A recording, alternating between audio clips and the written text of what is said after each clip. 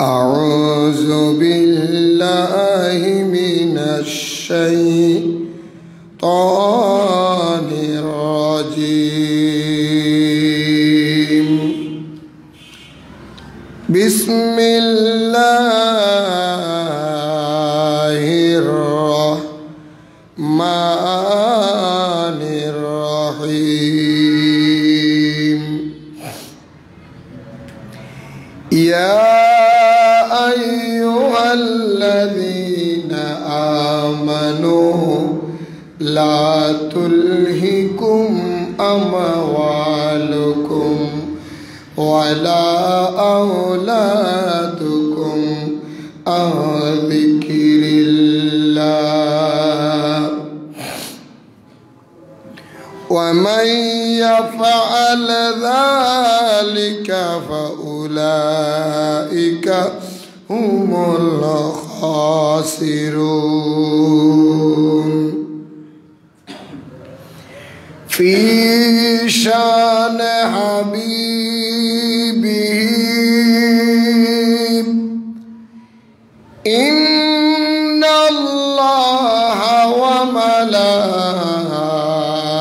وملائكته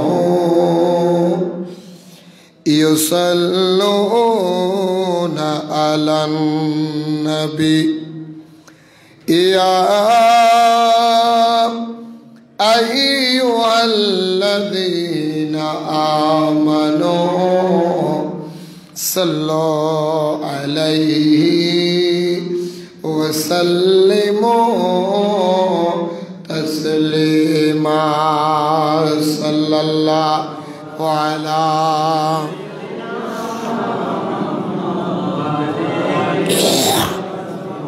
صلى الله على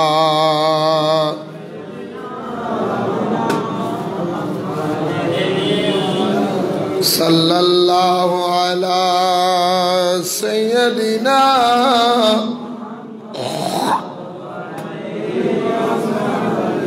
صلاتنا يا رسول الله عليكم سلام يا حبيب الله عليكم صلاتنا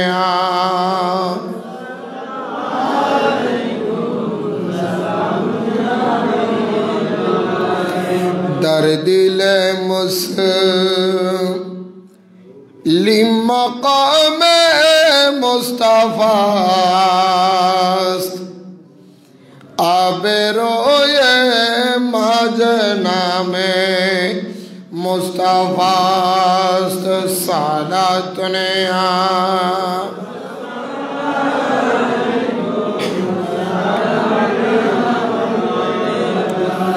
آپ کے فرقت نے مارا یا نبی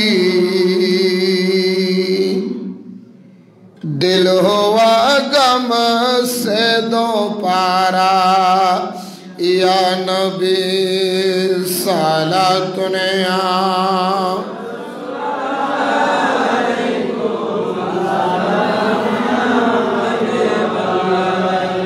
مرتے دنگے دیکھ لو چہرہ شریف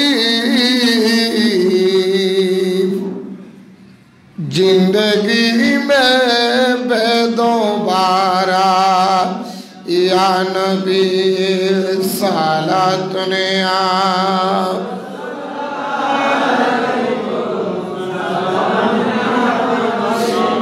حسبی ربی جل اللہ ما فی قلبی نور محمد الا اللہ حسبی ربی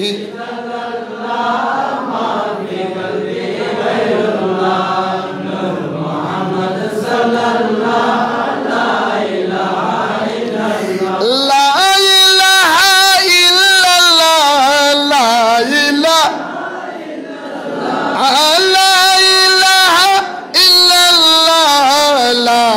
ইলাহা ইল্লাল্লাহ হাসবি রব্বি জাল্লাল্লাহ নূর মুহাম্মদ সাল্লাল্লাহু নূর খুদা है नूर अल्लाह सुबहान अल्लाह सुबहान अल्लाह ये जिसने हमारे दिल को जला सुबहान अल्लाह सुबहान अल्लाह ये जिसने हमारे दिल को जला सुबहान अल्लाह सुबहान अल्लाह। उपस्थित सम्मानित मुसल्लिन कराम मुरब्बिन आज़म दूर दूरान्त থেকে আগত नबी प्रेमिक ओली प्रेमिक इस्लाम प्रेमिक मुसलमान भाइरा पर्दार आड़ालेर मुस्तुरात हावाथिन मा ओ बोनेरा स्कूल कलेज यूनिवर्सिटी मद्रासा छात्र भाइरा कचि काचा मासूम बाच्चारा अस्सलामु आलैकुम व रहमतुल्लाहि ताआला व बाराकातुहू। महान रब्बुल आलमीनेर दरबारे लाखों कोटी शुक्र आदाय करी जिनी आमादेरके आपनादेरके हजार हजार मानुष थेके बाछाई करे এই পবিত্র জামাতুল আউয়ালের প্রথম জুমার দিনে মসজিদে আসার বসার তৌফিক দিয়েছেন। সবাই শুকরিয়ার সহিত একবার বলি আলহামদুলিল্লাহ। সাথে সাথে লাখো কোটি দরুদ এবং সালাম ওই রসুল পাকের কদমে যে রসুলকে না বানাইলে আল্লাহ তাআলা হাজার মাখলুকাত ৮০,০০০ আলম বানাইতেন না। সেই রহমতুল্লিল আলমের নুরানি কদম মুবারক লাখো কোটি দরুদ এবং সালাম সবাই জমান করে আওয়াজ করে একবার বলি ইয়া রাসূলুল্লাহ সাল্লাল্লাহু আলাইহি ওয়াসাল্লাম। সম্মানিত মুসলিম কেরাম, আজকে খুতবা শরীফের মধ্যে কোরআনুল করিমের যে আয়াতে মুবারাকা তেলাওয়াত হয়েছে সেই আয়াতের বাংলা তরজমাটা হলো আল্লাহ বলেন ইয়া আইয়ুহাল্লাযিনা আমানু, হে ঈমানদার বান্দারা। আল্লাহ ঈমানদারদেরকে ডাক দিয়ে বলতেছেন হে ঈমানদার বান্দারা, লা তুলহিকুম আমওয়ালুকুম ওয়ালা আওলাদুকুম আন যিকরিল্লাহ। কোনো অবস্থাতেই আমওয়ালুকুম ওয়া আওলাদুকুম, দুনিয়ার টাকা পয়সা সম্পদের লোভ লালসায় পড়ে আন যিকরিল্লাহ, আল্লাহর জিকির থেকে আল্লাহর স্মরণ থেকে তোমরা দূরে সরে যাও না। এটা কে বলতেছেন? আরো জোরে বলেন। বেশি দাও।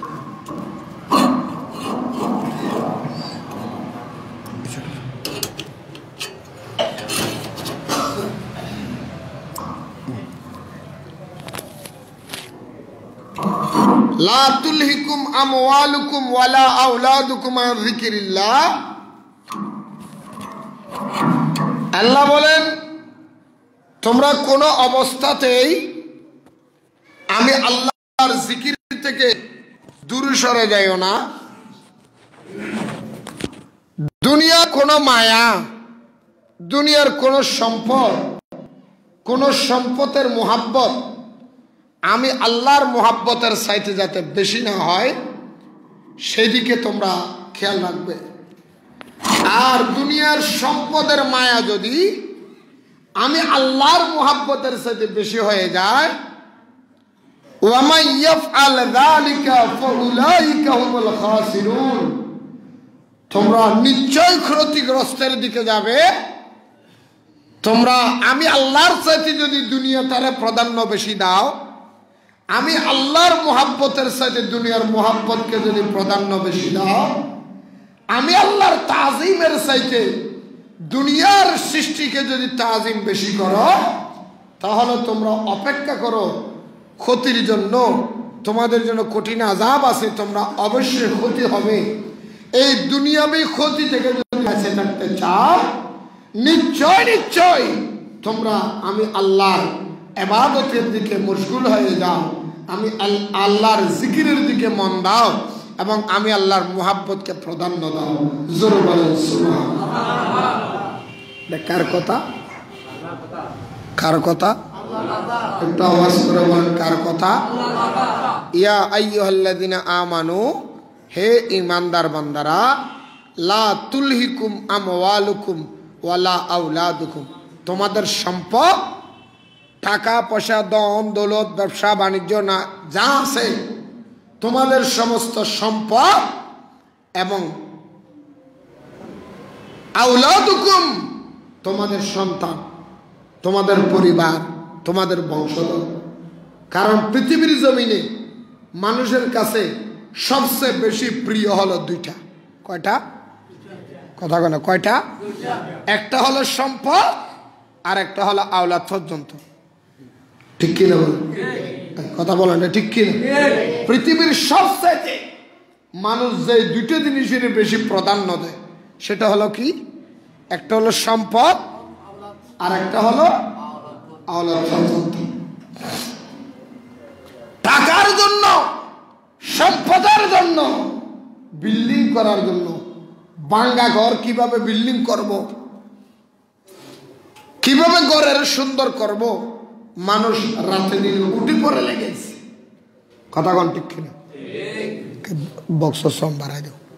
এই জন্য রাসূল পাক সাল্লাল্লাহু আলাইহি সাল্লাম বলেছেন, উম্মত মনে রাখিও, কিয়ামতের আলামতের ভিতরে একটা আলামত হলো এটা, এমন একটা যুগ আসবে, এমন একটা সময় আসবে, মানুষ আল্লাহ এবং রসুলের চাইতে বিল্ডিং করাকে বেশি পছন্দ করবে।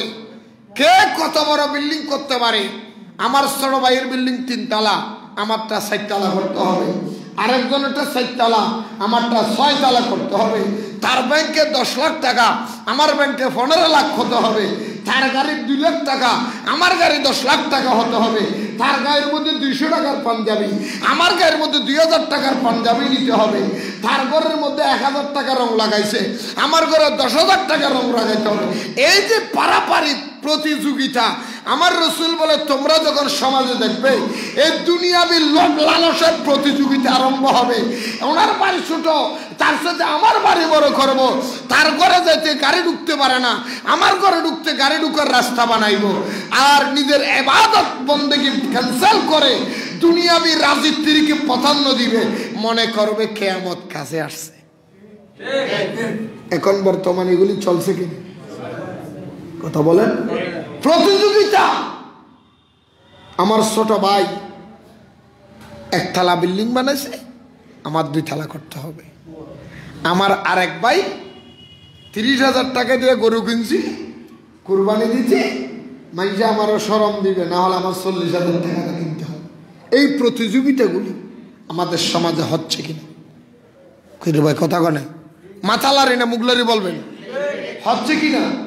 প্রতিটা ঘরে ঘরে হচ্ছে, প্রতিটা ঘরে ঘরে হচ্ছে। আপনার ভিতরে হিংসা না থাকলেও আপনার বউ, আপনার স্ত্রী, আপনার বোন, আপনার শাশুড়ি, আপনার আত্মীয় আপনাকে ঢুকাই দিচ্ছে। কি বলে? তুমি কি দেখো না তোমার ছোট ভাইয়ের ঘরের মধ্যে 30,000 টাকা দিয়ে 50,000 টাকা দিয়ে খাট আনছে, আমাকে 5-6,000 টাকা দিয়ে, অন্তত 5,000 টাকা বেশি দিয়ে হলে আনতে হবে। ঠিক কি? আরো ধরো এরকম লোক আছে কি নাই? আমাদের দেশে অনেক আছে, অনেক আছে, আমাদের দেশে অনেক আছে। মাইন্ড করেন না, আমি কারো নাম বলতেছি না। আমার এক ওস্তাদ, আমার এক লোকের আমি দাওয়াত দিতে গেছি, এই যে হিংসা, তখন আমাকে বলতেছে, আমি বললাম হুজুর কত হাদিয়া দিব? বলে তোমাকে মানুষ যা দেয় তার সাথে 5,000 টাকা বাড়াই দিব। কথা কন না কেন? আরো জোরে কর। আমি বললাম হুজুর আমাকে দে, বলে কি আপনাকে দে কথা আছে? আল্লাহ যাকে যাহা দিয়েছেন, কে কোন দিকে যাচ্ছে, কাকে কত দিচ্ছে এটা নয়, আপনার কর্মই আপনি দেখেন। কথা কোন ঠিক কি আরো ধরো কর আমার সাথে যদি আমি আরেকজনের লোকের তুলনা করি হবে আমার সিনিয়রে থাকবে এক লোক আমাকে দাওয়াত দিতে গেছে কথায় কথায় সে গেছে ইউটিউব চ্যানেলে এটা রেকর্ডিং হচ্ছে তখন আমাকে দাওয়াত দিয়ে বলতেছে আল্লামা মরহুম মৌলানা তফাজ্জল হোসেন বৈরবী সাহেবের দাওয়াত দিয়েছে তো আমার সাথে আরেকজন লোক আছে বৈরবী সাহেবের দাওয়াত দিয়েছে হাদিয়া 70,000 টাকা কয় হাজার টাকা আরেকজনে কইতেছে ওনারা 70,000 টাকা দিলে আমারও তোমার 20,000 টাকা দিয়ে গায়ে লাগে কেন আমি বললাম ভাই ওনার 70,000 টাকা দিলে এইটা ঠেলাঠেলি করে লাভ কি ওনারা 70,000 টাকা দিয়ে নিয়ে যাচ্ছে আপনাকে 70,000 টাকা নিয়ে যাওয়ার ব্যবস্থা আপনি করে নেন কথা কন না সেই জন্য বলছিলাম ঠেলাঠেলি বন্ধ করেন হিংসা বন্ধ করেন অমুক ভাই কেন করছে আমারও করতে হবে রসুল বলে কিয়ামতের আলামত কিসের আলামত কথা বলে কিসের আলামত যাই হোক বাবারা আমার বন্ধুরা আমার আল্লাহর নবী বলেন ও দুনিয়ার মানুষ শোনো আল্লাহ কোরআনুল কারীমের ভিতরে ইরশাদ করে বলেন ইয়া আইয়ুহাল্লাযীনা আমানু হে ঈমানদার বান্দারা আমওয়ালুকুম তোমরা শুনে রাখো ইয়া আইয়ুহাল্লাযীনা আমানু লা তুলহিকুম আমওয়ালুকুম ওয়ালা আওলাদুকুম আন যিকিরিল্লাহ তোমাদের সম্পদ ঘর বাড়ি টাকা পয়সা ব্যবসা বাণিজ্য ধন সম্পদ কোন অবস্থাতেই তোমাদের সন্তানের মোহাব্বত আল্লাহর জিকির থেকে যাতে বিরত না রাখে যে সম্পদ আল্লাহর জিকির থেকে তোমাকে বিরত রাখবে যে সন্তান আল্লাহ এবং রসুলের স্মরণ থেকে তোমাকে বিরত রাখবে ওই সম্পদ এবং সন্তান তোমার জন্য নিয়ামত নয় ওইটা তোমার জন্য কিয়ামত তোমার জন্য দুর্ভিক্ষ চলে আনবে তোমার ডেকে আনবে আর যে সম্পদের কারণে আল্লাহ এবং রসুল থেকে দূরে থাকবা যে আওলাদের কারণে আল্লাহ এবং রসুল থেকে দূরে থাকবা ওই সম্পদ এবং আওলাদ তোমার নিয়ামত নয় এইরকম যদি আল্লাহ এবং রসুলের কাজের চাইতে দুনিয়ার সম্পদ এবং সন্তানের মোহাব্বত বেড়ে যায় অপেক্ষা করো তোমার জন্য খাসিরুন অবশ্যই তুমি ক্ষতির দিকে আসো এটা তোমার ক্ষতি করবে ঠিক কিনা বলে এখন দেখেন ভাই আমরা আল্লাহর নামাজের চাইতে দুনিয়াবী সম্পদের দাম বেশি দিই কথা কর বিয়াদবি দূরের না এমন লোক আছে ছেলের বিয়ে করাইতেছে মাইয়ারও বিয়ে করাইতেছে আর মানুষগুলিরই কিরে জুমার নামাজ পড়তে না তোর ভাই টাইম নাই এখন এতগুলি মানুষ গাড়ির তুলি দিতে লাইন করতে হইতেছে খাওয়াইতে হইতেছে কথা কন ঠিক নেই আরো এরকম লোক আছে না নামাজ এদিকে মুয়াজ্জিন আজান দিয়ে আল্লাহু আকবার আজান দিচ্ছে আজান দেয় কি দেয় না কথা কেন দেয় না মুয়াজ্জিন আজান দেয় সে মালের ট্রাক লোড করে কিরে ভাই তুমি নামাজ পড়বা না কার পরে বেড়া বড় সালান এটা শেষ করে আচ্ছার হয়ে গেলে সমস্যা কথা কোন ঠিক কিনা এদিকে আজান দেয় নামাজের সময় হয়েছে আপনার কানে আজান শুনতেছেন কিন্তু আপনি দোকানে শাটার লাগাইতে পারেন না কারণ আল্লাহর ইবাদতের চাইতে আপনার ব্যবসার সম্পদের দাম বেশি হয়ে গেছে দুনিয়াতে আল্লাহ বলে এই জন্য একটা কথা মনে রাখিও কাজকে বলো আমার নামাজ আছে নামাজকে বলো না কাজ আছে ঠিক না আরো জোরে কর না কেন কাজকে বলো আমার নামাজ আছে নামাজকে বলো না আমার কাজ আছে ঠিক কিনা বলেন কাজকে বল এই আমার দোকান এই আমার ক্যাশ এই আমার বাণিজ্য এই আমার সম্পদ আমার নামাজ আছে নামাজ আগে পড়তে হবে কারণ রিজিকের মালিক আল্লাহ ব্যবসার মালিক আল্লাহ সম্পদের মালিক আল্লাহ আমি আল্লাহকে যদি সেজদা দিই আমার রিজিক বাড়িয়ে দিবে আল্লাহ ঠিক কিনা বলে কি সুন্দর সিস্টেম রসুল দিয়েছে উম্মত নামাজের সময় হয়েছে দোকান থেকে বেরোয়ার দরকার নাই তুমি দোকানদার দোকানে দাঁড়াইয়া যাও সুবহানাল্লাহ বললাম কোথায় কোথায় হুজুর আমি চাষি মানুষ, আমি চাষ করি, দোকান আমি খাল থেকে জমিন থেকে, আমি যদি মসজিদে যাই আমার 2 ঘন্টা সময় দেরি হয়ে যাবে, মসজিদ দূরে। আল্লাহর নবী বলে তোমার মসজিদে যাওয়ার দরকার নেই, এই বিলের মাঝাই পানি দিয়ে উজু করো। উজু পানি যদি না থাকে তায়াম্মুম করে, একটু শুকনা জায়গা যেখানে পাও, শুকনা জায়গা যদি নাও থাকে, হাঁটু পরিমাণ পানিতে আমি কেমনে নামাজ পড়বো? আল্লাহর নবী বলে তুমি দাঁড়াইয়া যাও, দাঁড়াইয়া ইশারায় নামাজ চালাইয়া দাও। সময় অপচয় করার প্রয়োজন নেই। তোমার রাস্তা থেকে জমিন থেকে উঠে আসতে হবে এমন কোন দলিল, দোকান ফেলে দূরে যেতে হবে এমন কোন ব্যবস্থা যেখানে আছেন। আল্লাহর নবী বলে তুমি গাড়িতে আসো, আর কি সুযোগ দিবে? তুমি গাড়িতে আসো, কেবলামুখী গাড়ি চলতেছে, পশ্চিমমুখী গাড়ি চলতেছে, আল্লাহু আকবার করে নিয়ত করে গাড়ি যেদিকে মনে হয় সেদিক যাক, তোমার নামাজ আদায় হয়ে যাবে। আর কিছু সুযোগ আছে? হুজুর আমি গাড়িতে উজু নাই, বলে উজু নাই সমস্যা নাই, তায়াম্মুম করো, তারপরেও তুমি আল্লাহর নামাজ, আল্লাহর দেওয়া ইবাদতকে কবুল করো। ঠিক কিনা? আরো জোরে কও। এর সাথে বড় সুবিধা আর কি দিতে পারে? আল্লাহ বলেন বন্ধুরে, যে দুনিয়ার সম্পদ আল্লাহ এবং রাসূলের জিকির থেকে আমি আল্লাহ থেকে তোমাকে দূরে সরাইয়া নিবেন, ওই সম্পদ তোমার নিয়ামত নয়, কিয়ামত। যে আওলাদ তোমার আমার থেকে দূরে সরাইয়া নিবে, সন্তান দিয়েছেন কে? আরো জোরে বলেন। আর যে সন্তানের মায়ায় পড়ে আল্লাহকে ভুলে যাও, রাসূলকে ভুলে যাও, এমনও পরিবার আছে কি নাই? কথা কেন আছে কি নাই? বাচ্চা বলেছেন ভাই তুমি যাও এই কাজটা করে আসো, বাবা 2000 থেকে এই মালটা কিনে আনেন, আনতে গেলে নামাজ পড়লে দেরি হয়ে যাবে, ভাই তুমি নামাজ পড়ো না, আসেন নামাজ পড়েন। এমনও ওজর দেখাই আমার ছেলে আমাকে এটা নিতে বলছে, দেরি হলে গালিগালাজ করবে। আল্লাহ বলে সম্পদ ছেলের মোহাব্বতে পড়ে তুমি যে ইবাদত থেকে নষ্ট হয়ে গেলে, দূরে সরে গেলে, ন্যায় কাজ থেকে চলে গেলে, হুজুর কিভাবে যে সন্তান তোমাকে অন্যায় করার জন্য বাধ্য করবে? যেমন আরেকটা एग्जांपल বলতে পারি, আপনি ঘরের বড় কর্তা, আপনারা 2 ভাই জায়গা সম্পত্তি ভাগ করতে গেছেন, আপনার সন্তান বেশি, আপনার ছোট ভাইয়ের সন্তান কম, তাই বলে ভাগ করার সময় আপনি ছোট ভাইকে কম দিলেন, নিজের ভাগে বড় নিলেন। বড় কেন নিলেন বাবা? বলে আমার সন্তান বেশি। আল্লাহর নবী বলে সন্তানের মায়ায় পড়ে আরেকজনের প্রতি যে তুমি জুলুম করেছ, অন্যায় করেছ, সেই জন্য সেই সন্তান তোমার কাছে আসবে না, এই সন্তান তোমার বিরুদ্ধে দাঁড়াবে। আমি আল্লাহ এমন একটা পজিশন আসবে যে সন্তানের জন্য তুমি মানুষের ঠকাইলা, ওই সন্তান তোমার বিরুদ্ধে যাবে, অবশ্যই খাসিরুন, তোমার জন্য খারাপ দিকে নিয়ে যাবে, উপকার আসবে না, সেটা তোমার ক্ষতি হবে। ঠিক কিনা বলে? হাজার হাজার প্রমাণ আছে, হাজার হাজার লক্ষ লক্ষ প্রমাণ আছে।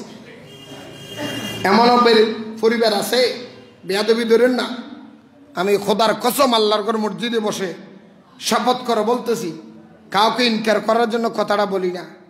বাপ হুজুরের কাছে গিয়ে বিচার দে, হুজুর একটু দোয়া করেন, আমার ছেলে আমারে মারছে, আমার দাদা আমার ভাই আমাকে মারছে, আমার ছোট ভাই কিভাবে আমাকে হাত তুললো, আমি কিভাবে তাকে আমি কোলে কান্দে করে বড় করছি, আমার সন্তান যাকে আমি লালন পালন করছি, রাইতে দিনে কষ্ট করে না খাইয়া খাওয়াইছি, ছুরিটা হাতি করিয়া তারা বাড়ি করে দিছি, সে সন্তান আজকে আমাকে মেরেছে।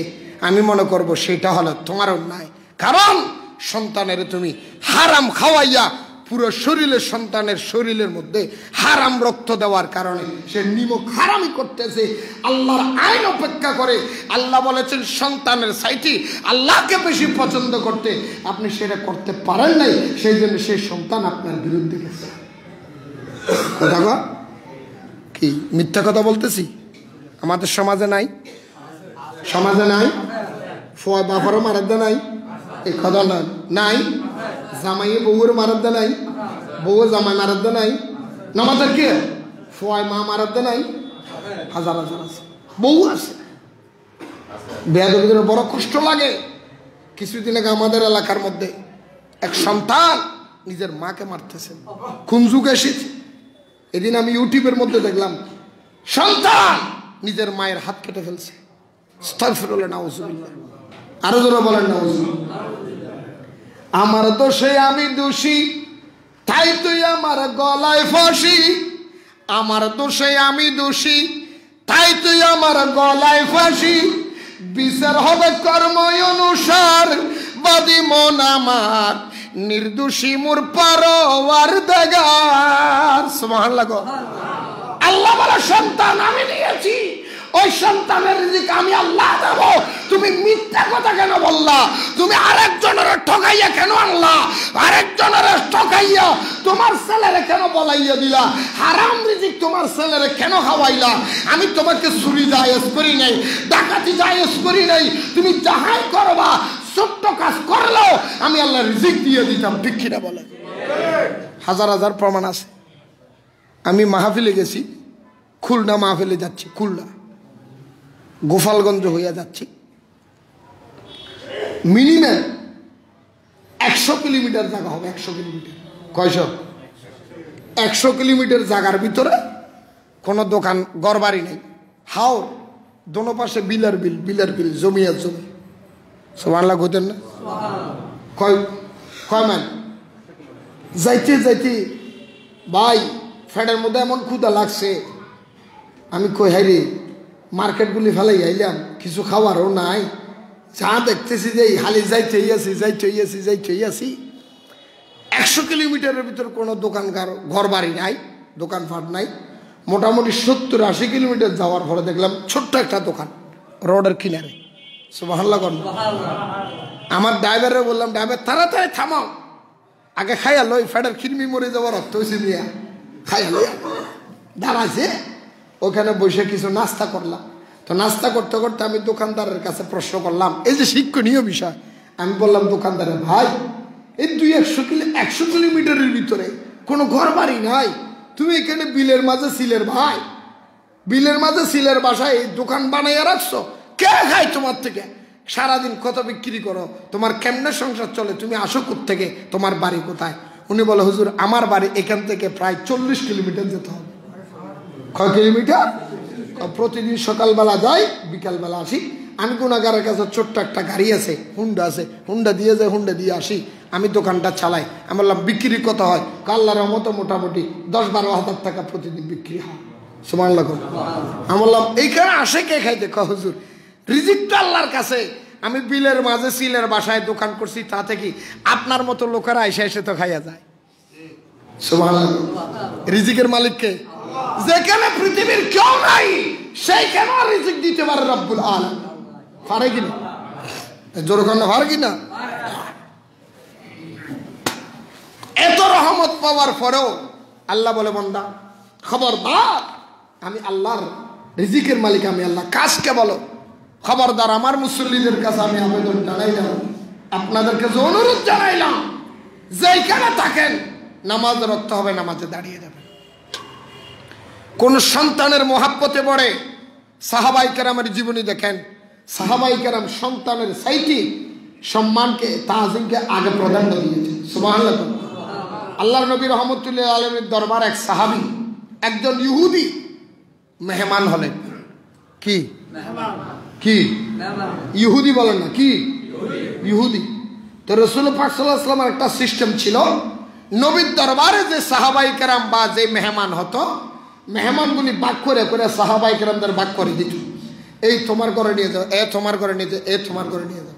এভাবে একজন একজন দুইজন ভাগ করে দিত। হঠাৎ করে একজন মেহমান আসছে, সে মেহমানটা দিল আল্লাহর নবীর মহাব্বতের সাহাবী, জলিলে কদর সাহাবী হযরত দাহায়াতুল কলবী রাদিয়াল্লাহু তাআলা। আল্লাহর নবী ডাক দিয়ে বললেন, ও আমার সাহাবী দাহায়াতুল কলবী, দেখেন শিক্ষা নিয়ে যান, সাহাবায়ে কেরামের শিক্ষা নেন। সম্পদ কিভাবে আল্লাহ এবং রসুল থেকে বিরত না রাখে, সম্পদের মায়ার সাথে আল্লাহ নবীর কিভাবে বেশি মহাব্বত করবা।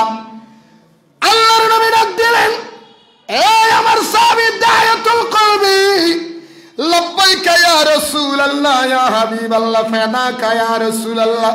আবি ওয়া উম্মি ও রাসূল আমার মা বাবা আপনি রাসূলের কদমে কুরবান ইয়া রাসূলুল্লাহ আমি হাজির হয়ে গেলাম আমার নবী দেখে দাহায়াতুল কলবি আমি রাসূলের ঘরে একটা মেহমান এসেছে এই মেহমান আমার ঘরে নিতে পারবো না আজকে মেহমানকে মেহমানদারি করার মতো পরিবেশ আমার ঘরে নাই এই মেহমানকে মেহমানদারি করার মতো সিস্টেম আমার ঘরে নাই এই মেহমানটা আমি রাসূল মোহাব্বত করে তোমাকে দিয়ে দিলাম হযরত আল্লাহর নবীর সাহাবী হযরত দাহায়াতুল কলবি মেহমানটা নিয়ে চলে গেলেন আর বাড়ির মধ্যে গিয়ে মেহমানটারে বাহিরে কই হুজুর বেয়াদবি ধরবেন না আপনি আল্লাহর মেহমান আপনি একটু অপেক্ষা করেন আমি আগে ঘরের ভিতরে যাই আমাদের কাছে মোবাইল না টেলিফোন না একটু ব্যবস্থা করি সাহাবীটার ওই মেহমানটারে বাহিরে দাঁড় করাইয়া আল্লাহর নবী সাহাবী দৌড়ে ঘরের ভিতরে ঢুকলেন ঢুকিয়ে বিবির সামনে গিয়ে কয় বিবি আমি জানি আমার ঘরে তেমন কোনো খাবার দাবার নাই ও বিবি আমার ঘরে অভাব চলে তিন বেলার ভিতরে এক বেলা খাই আর এক বেলা পেটে পাথর বান্ধিয়ে বসে থাকি আল্লাহর নবী জানেন বিবি রে এত কিছু জানার পরেও আল্লাহর নবীর একজন মেহমান আমার হাতে দিয়েছেন বিবি তুমি যদি অনুমতি দাও আমার মেহমানটা ঘরে আনতে পারি শুরু বলেন সুবহান মেহমানকে মেহমানদারি করার মতো কোনো ব্যবস্থা আসেনি কোনো খাবার দাবার আসেনি বলে ঠিক আছে অসুবিধা নাই আমরা তো বললাম আমরা বললে তো আমাদের এমনও লোক আছে এমনও লোক আছে ঘরে মেহমান আসলে চেহারা কালা হয়ে যায় ঠিক কিনা আরে যখন খবরদার ঘরে যদি মেহমান আসে চেহারা কোনোদিন কালা করবেন না আল্লাহর নবী বলে যাদের ঘরে মেহমান আসে তাদের ঘরে মেহমানের সাথে সাথে রহমত আসে রিজিক বাড়ে রিজিক কথা কেন রিজিক স্বাভাবিক নিয়মে বলেন না পুরো মাসটিয়ে যদি এক টুকরো গোস্ত নাও খাইতে পারেন পুরো মাসে মেহমান আসবে টাকা না থাকলে হাওলাত করে একটা মুরগি কিনে নিয়ে যায় কথা কেন কি আরো যেরকম তো যে মুরগিটা পুরোটা নিছেন মেহমানকে পুরো খাইছে খাইছে ক টুকরো খাইছে এর লেগে মাঝখানে করে কয়ে লই আমগো পাবলিকের মধ্যে এমনও লোক আছে খালি আমগরে মোল্লা ঘরে দেখলে ক কি জানগে মৌলবী তো খাইয়া কাম নাই ফরের বাড়িতে খাইয়া খালি মসজিদে ঘুমন সারা খালি তো মাইসের দই খাইলেন এরকম বলেন না কিছু লোক আছে না যারা বলে হুজুরেরা মানুষের দেখায় এরা এক নাম্বার মিথ্যাবাদী আমরা হুজুরেরা মানুষের দেখাই না আমাদেরটা তোমরা পাবলিকে খাও হুজুর কেমনে দেখেন আজকে আমাকে যাদের বাড়িতে ভাত খাওয়াবে এক্সাম্পল বুঝাইতেছে আবু ভাইয়ের বাড়িতে তো বাজারে যখন যায় দেখা হইলে আরেকজনের কি কই যাও বাজারে যায় কি লেগে একটা মুরগা আনতে হইব কি লেগে মুরগা কি জন্য কি প্রয়োজন হুজুরে তো ভাত খাইব হুজুরে কি হুদা ভাত দেওয়া যাইব একটা মুরগি লইয়া যায় হুজুরের লেগে একটা মুরগি লইয়া যায় কথা কেন এখন মিথ্যা কথা কইতেছি এই কথা বলে না সমাজে বলে না হুজুরের জন্য মুরগি নিই হুজুরের লেগে 6টা ডিম নিলাম হুজুরের একটা মুরগি নিলাম হুজুরের একটা বাজারে একটা মাছ আনলাম বুকে হাত দিয়ে কর হুজুরে কি পুরো মাছটা খাইছে এই কথা কেন হুজুর কি পুরো মুরগিটা খাইছে 6টা ডিম কি হুজুর একলাই খাইছে তো পুরো ফারাটিয়া যায় রাখার মধ্যে যে পাবলিসিটি করে দিন হুজুরের লেগে বাজার করতেছি তো হুজুরের লেগে বাজার করে অল্প অল্প হুজুরে খাওয়াই আর বাকি হলে তোমরা খাইলে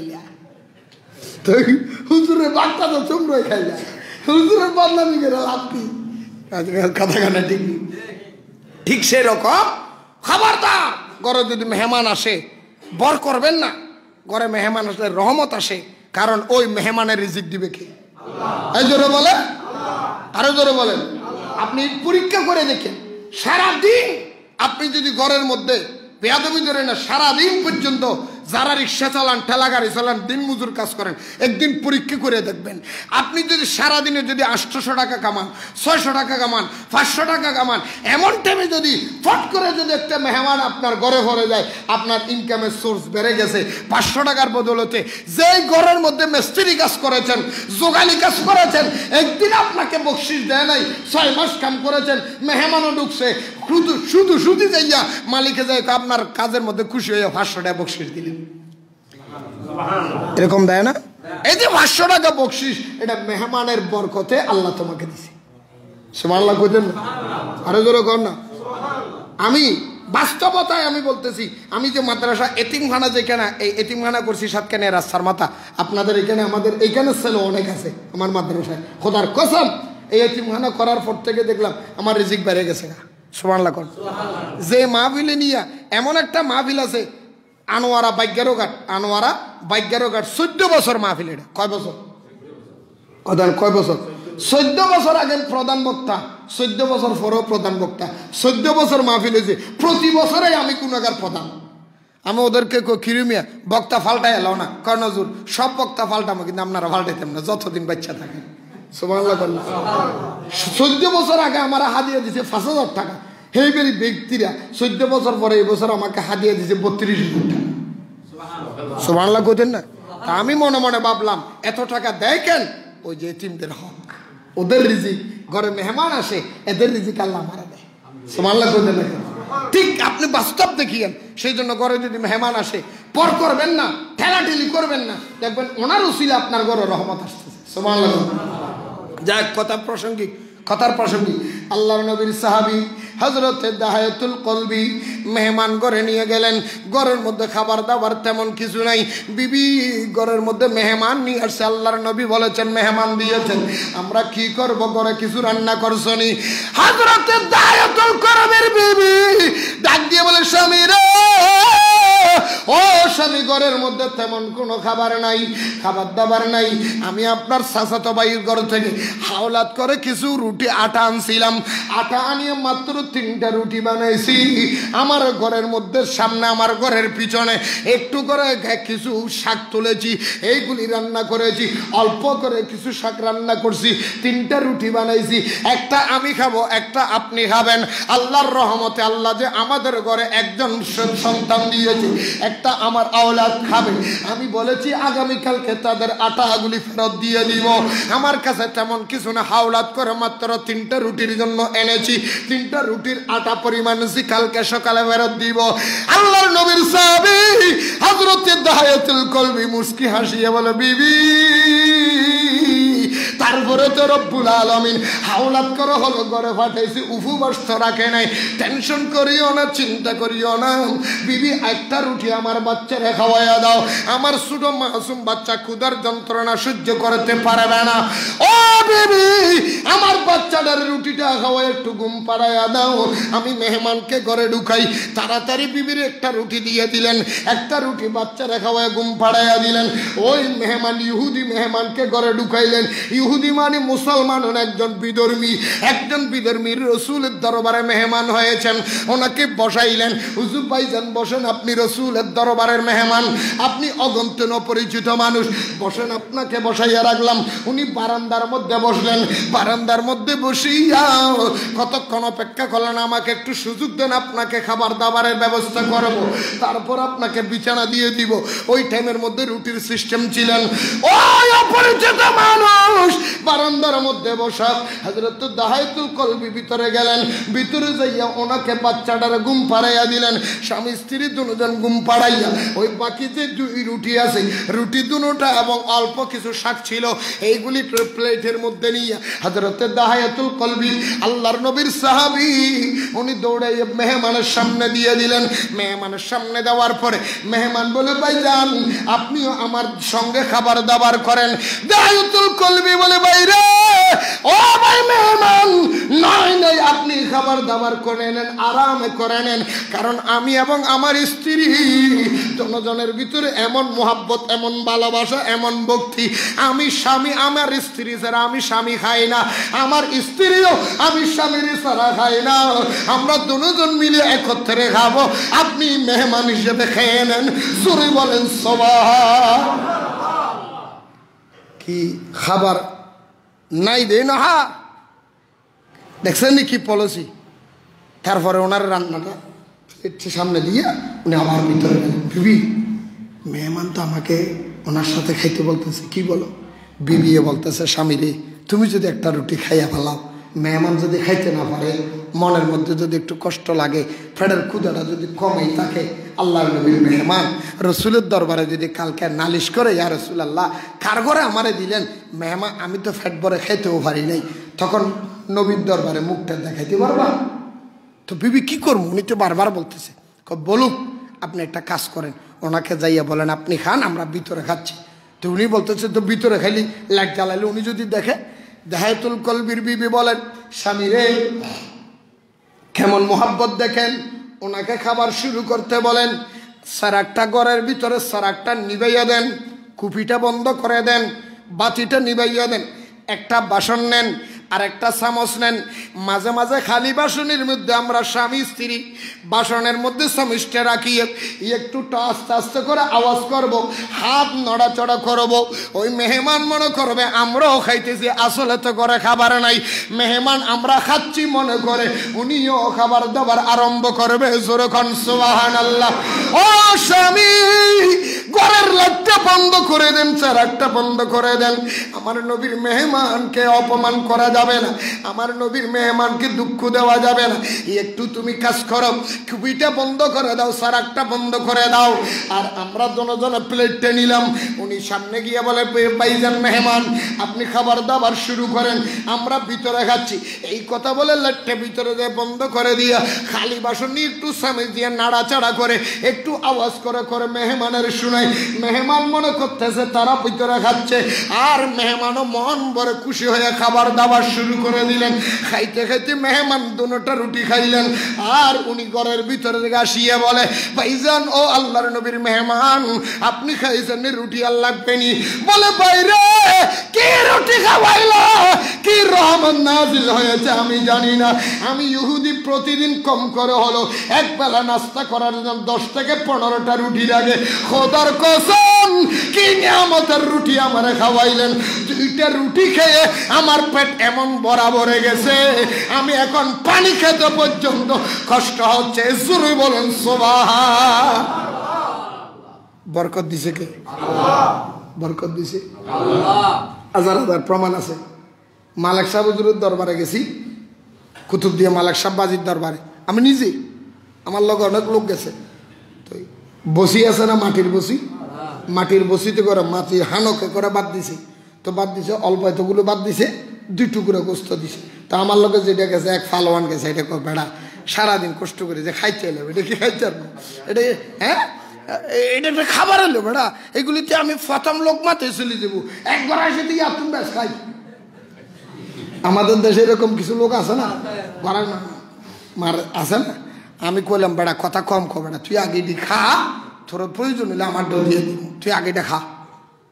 এই বেড়া দেখি বইসা দিছে অল্প করে, আবার 2টা গোস্ত খাইতে খাইতে খাইতে খাইতে খাইতে কতক্ষণ পরে খাওয়ার পর আমি আরে কানে কানে কই, দোস্ত হাত দুগা দিবেন? ক বাবা রাত দিস না, খেয়ে হাত দুগা দিলি তো আমি শেষ। ঠান্ডা এইগুলি তো খাইতে। আমি তুই কইছিলি না, তুই কইছিলি কেমনে খামো? এগুলি তো এক গড়াসে খাইয়ে ফেলবো, এক নকলা খেয়ে ফেলবো। এখন খা দেখি তোর বাবার কমলা লাগবে। রিজিক বাড়াইয়া দেখে আরো যখন কে আমি ওরা যে এত কষ্ট করে বললাম, ভাই এক মুঠ দিয়ে অল্প করে লিখো না, আর দিলেন না ভাই, আর দিলেন না, পুরো গেছে। সুবহানাল্লাহ। তুই বলতে চেয়েছিলাম, ওই লোকটা বলে কি দিল, আমার 2টা রুটি ফ্যাট ভরে গেছে, 10-15টা খাই, আমার 2টাই হয়ে গেছে। সারাদিন সারা রাত কষ্ট করলেন, মেহমানকে মেহমানদারি করলেন, মেহমানকে মেহমানদারি করিয়ে সকালবেলা যখন হলো আল্লাহর নবীর দরবারে চলে গেলেন। আল্লাহর নবী ইহুদি আল্লাহর নবীর দরবারে ওই সাহাবী ইহুদির নিয়ে সামনে গেলেন। আমার নবী ডাক দিলেন, আচ্ছা আমার নবীর সালাম দিয়ে, আসসালাতু আসসালামু আলাইকা ইয়া রাসূলুল্লাহ। নবী রে, আপনার দেওয়া মেহমানকে আমি কিভাবে মেহমানদারি করেছেন একটু পছন্দ হয়েছে কিনা দেখেন।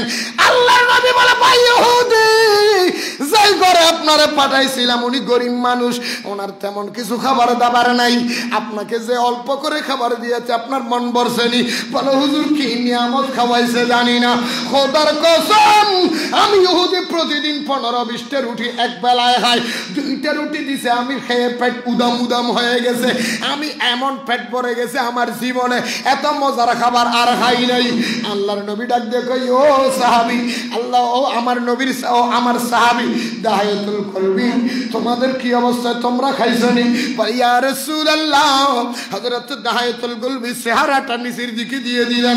আল্লাহর নবী বলে, দাহায়াতুল কলবি রে, তোমরা যে কি পজিশনে সময় কাটাইছো দুনিয়ার কেউ না জানলো, আমি রাসূল জানি, আমি রাসূল দেখেছি। কালকে তোদের পরীক্ষা নিয়েছি, তোমরা স্বামী স্ত্রী পুরো ফ্যামিলি তোমরা পরীক্ষার মধ্যে পাশ করে ফেলেছো, সেই জন্য আল্লাহর রহমত বেড়ে গেছে। গেছে। হঠাৎ করে ওই জায়গায় দাঁড়াইয়া ইহুদি দাঁড়াইয়া বলে, হুজুর উনি যখন ইহুদি, উনি যখন গরিব মানুষ, আমি ইহুদি, আমার পক্ষ থেকে ওনাকে একটা খেজুর গাছ দান করে দিলাম। যে খেজুর গাছের খেজুর দিয়া তার ফ্যামিলি খুব সুন্দরভাবে চলবে। সুবহানাল্লাহ।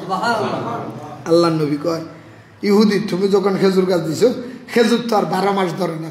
আল্লাহ নবী খেজুর গাছটা দেখে থাকাইলেন, কোনটা দিবে? কয় এটা। আল্লাহ নবী খেজুর গাছের মধ্যে হাত লাগাইয়া কয়, এই দাহায়াতুল কলবি সাহাবী নিয়ে যাও, এই খেজুর গাছ আমি রসুলের দোয়ার বরকতে 12 মাস ফল হই। এই খেজুর গাছের খেজুর কমবে, রিজিক বাড়াইয়া দেখি। আরো জোরে বলেন কে? 12 মাস খেজুর পাইবে, এটা বিক্রি করে তোমার সংসার চলবে। সুবহানাল্লাহ। সেই জন্য বলছিলাম, দুনিয়াবের সম্পদের মহাব্বতে পড়ে আল্লাহ এবং রসুল থেকে দূরে যাবেন না। আল্লাহ আমাদের এই দুনিয়ার ছেলে সন্তান এবং বাচ্চাদের এবং সম্পদের মায়ায় কাজকে বলবেন আমার নামাজ আছে, যখন যাহা বলবেন, যা করেন, যদ্দূর করেন, এর দূরের ভিতর থেকে আপনারা আল্লাহ এবং রসুলের পথে দান করবেন। আল্লাহ রিজিক বাড়াইয়ে দেব, দাম বাড়াইয়ে দেব। আমিন। আরো জোরে বলেন আমিন। বিশেষ করে আপনাদের একটা দাওয়াত, আগামী 19 ডিসেম্বর শনিবার, হালিয়ানি আগামীকাল শনিবার সকাল 9:30 থেকে দুপুর 1টা পর্যন্ত নিরিবিলি কমিউনিটি সেন্টার মৌলউদ্দিন যেই ক্লাব আছে, ক্লাবের মধ্যে আমাদের গৌসিয়া কমিটি বাংলাদেশ কালিয়াস ইউনিয়ন শাখার ব্যবস্থাপনায় প্রতিনিধি সম্মেলন ও কাউন্সিল অনুষ্ঠিত হবে। আপনাদের সকলের প্রতি দাওয়াত, আপনারা সবাই চলে যাবেন। গৌসিয়া কমিটি বাংলাদেশ এটা একটা অরাজনৈতিক সংগঠন। এই গৌসিয়া কমিটি বাংলাদেশ যখন পৃথিবীর কেউ আপনার কাছে থাকবে না, তখন গৌসিয়া কমিটি আপনার পাশে থাকবে। এই করোনার টাইমের মধ্যে মার সামনে ছেলে মারা গেছে, ছেলে দাঁড়াই নাই। ছেলের সামনে বাপ মারা গেছে, ছেলে দাঁড়াই নাই। জামাইয়ের সামনে বউ মারা গেছে, সামনে যায় না। বউয়ের সামনে জামাই মারা গেছে, বউ কাছে যায় না। ঠিক কিনা বলে? গৌসিয়া কমিটি বলে আমি কাছে আছি। হাজার হাজার শত শত, শুধু মুসলমান নয়, বিধর্মী পর্যন্ত, জামাত ইসলামকে আমরা অপছন্দ করি, সেই জামাতের মানুষ পর্যন্ত নির্বিধে দল বল নির্বিশেষে যারা এই করুণ অবস্থাতেও দাফন কাফন করেছেন এবং মরণ পর্যন্ত যতদিন বাংলাদেশ থাকবে, দুনিয়া থাকবে, গাউসিয়া কমিটি ওয়াদা করেছেন এইরকম লাশ যদি মারা যায় ব্যবহারিক, আমরা দাফন কাফন করব এবং রুগীদেরকে আমরা বিনা পয়সায় চিকিৎসা দেব। অ্যাম্বুলেন্স দিচ্ছেন, তেলের টাকাও নেন, অক্সিজেন সহ। এই গাউসিয়া কমিটি বাংলাদেশ, সারা বাংলাদেশ নয়, এখন বহির্বিশ্ব এত বড় একটা অরাজনৈতিক সংগঠন, সমাজ উন্নয়নমূলক সংগঠন, দুনিয়ার সবচেয়ে আপন সংগঠন গাউসিয়া কমিটির বাংলাদেশ। আপনাদের সকলকে দাওয়াত দিলাম, আমি গুনাহগারও আছি ওখানের মধ্যে। আপনারা সবাই যাবেন, আগামীকালকে সকাল 9টায় নিরিবিলি ক্লাবের মধ্যে চলে আসবেন। আপনাদের ইনশাল্লাহ যতটুকু সম্ভব হয় আমরা মেহমানদারির ব্যবস্থা করবো, সবাই আসবেন ইনশাল্লাহ। আমরা থানা কমিটি হবে, সকলের প্রতি দাওয়াত রেখে আমার যারা দেরিতে আসছেন 4 রাকাত কাবুল জুমা আদায় করেন। আসসালামু আলাইকুম ওয়া রাহমাতুল্লাহি ওয়া বারাকাতুহু।